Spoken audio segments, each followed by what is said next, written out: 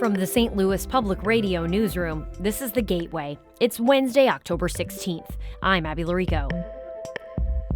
Graham Nash wrote several anthems of the 1960s with Crosby, Stills, and Nash. But as he tours behind a new album, his greatest hits still have something to say. I always want to write songs that are relevant right now and will be relevant in 20 years from now. And songs like Immigration Man and Military Madness, they're all still here. Those songs are still relevant today. St. Louis Public Radio's Jeremy Goodwin talks with Nash about his legacy, coming up after this news on The Gateway. The St. Louis Public Schools Board of Education has fired former Superintendent Keisha Scarlett. St. Louis Public Radio's Hiba Ahmed reports. The board's vote follows its decision last month to terminate Scarlett's contract after a third-party investigation into her hiring practices. She appealed that decision.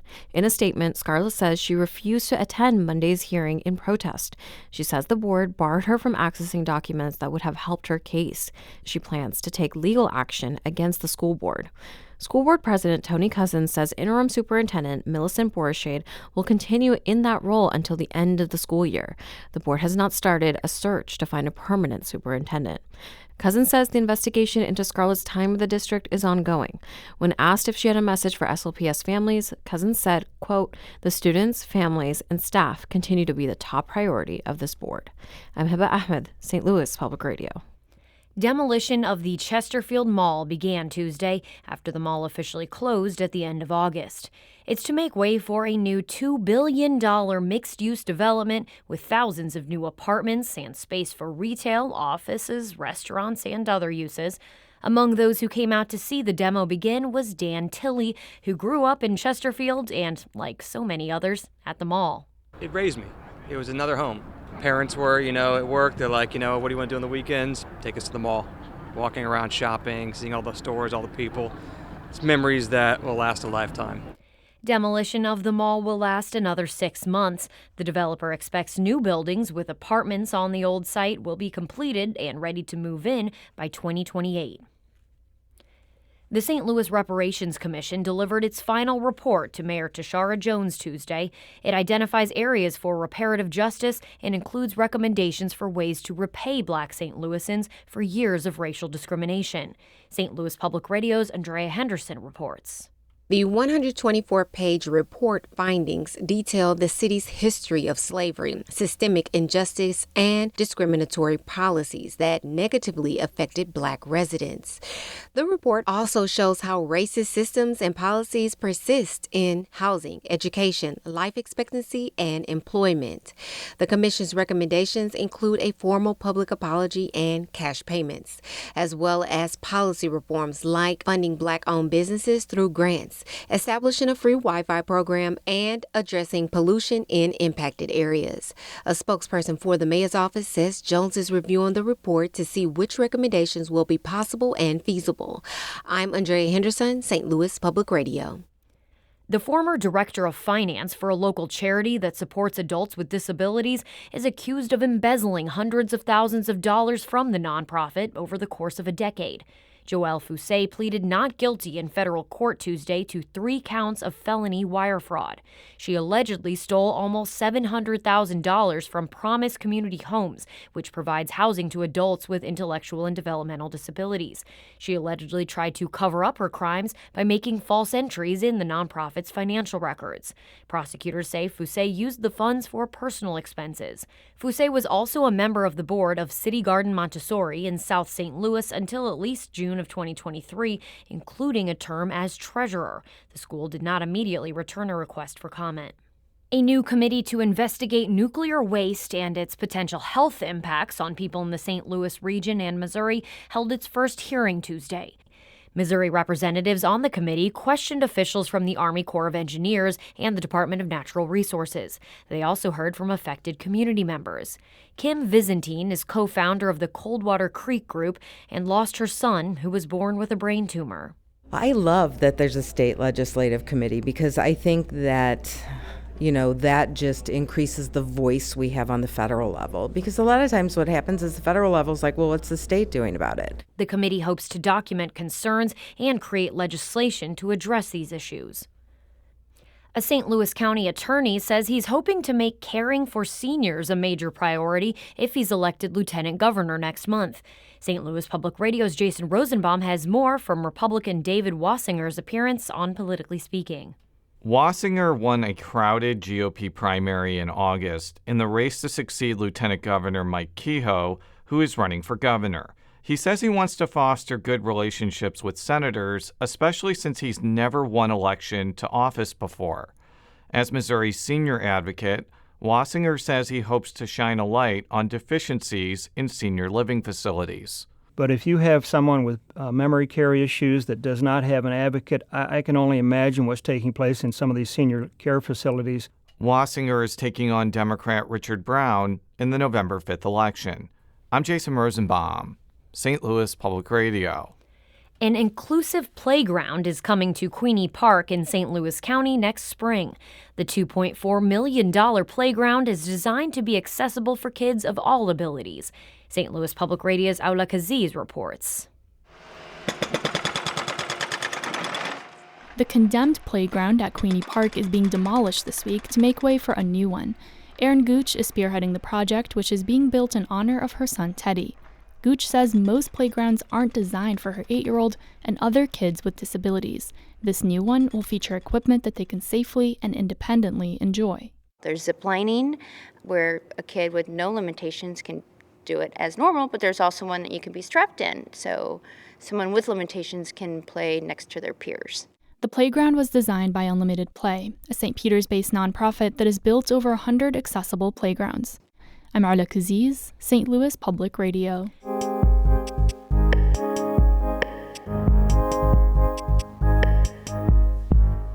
Graham Nash sang about a changing world for more than 50 years as a member of the supergroup Crosby, Stills, and Nash, sometimes joined by Neil Young. After the final breakup of the group and Crosby's death, Nash is touring to promote his solo album called Now. St. Louis Public Radio's Jeremy Goodwin asked Nash how he likes life as a solo artist. It's fantastic, actually. I have a tremendous amount of freedom. There are not 3 of us or 4 of us trying to figure out whose songs we're going to do. I want to be there. I don't want to phone it in. I don't want to do it half-assed. I'm going to sing it with the same passion I had when I wrote the songs. Here I am, still living my life, right now, right now. Seems like there's a couple full circle moments on the album. A while back, you wrote a little song called Teach Your Children. And at the time of the so-called generation gap, it's incredibly empathetic. You know, it's addressed to the children and to the parents. Teach your children well. Their father's hell did slowly go by. That was a really mature perspective for a young man at the heart of the counterculture, no? Yes, indeed. That's incredibly relevant still today. You know, children are only 25% of our population in the world, but they're absolutely 100% of our future. And I don't mind mentioning, I used to listen to that song with my mom when I was 11 years old, and we played it for her at my wedding this year. Fantastic. And know they love you. And now on the new album, there's a song called Better Life, where you're singing as an elder. Yep. What's it like coming at it from that perspective?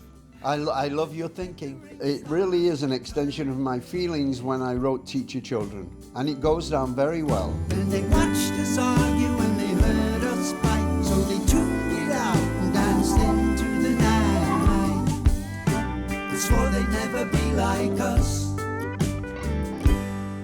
I always want to write songs that are relevant right now and will be relevant in 20 years from now.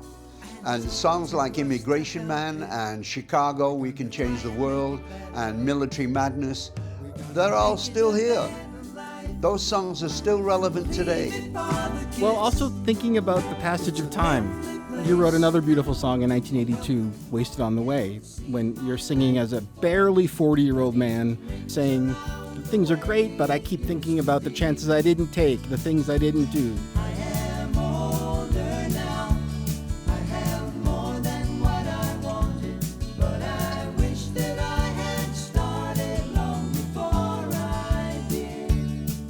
That song now is 42 years old. Graham, would you make some of the same observations now? I would. I really wrote Wasted on the Way about the four of us and how much time we had wasted, how much love we had wasted amongst each other. We were four very strong individuals with good voices and writing ability, and it was very difficult to get one decision out of the four of us. And there's so much time to make up everywhere you turn. Time we have wasted on the way.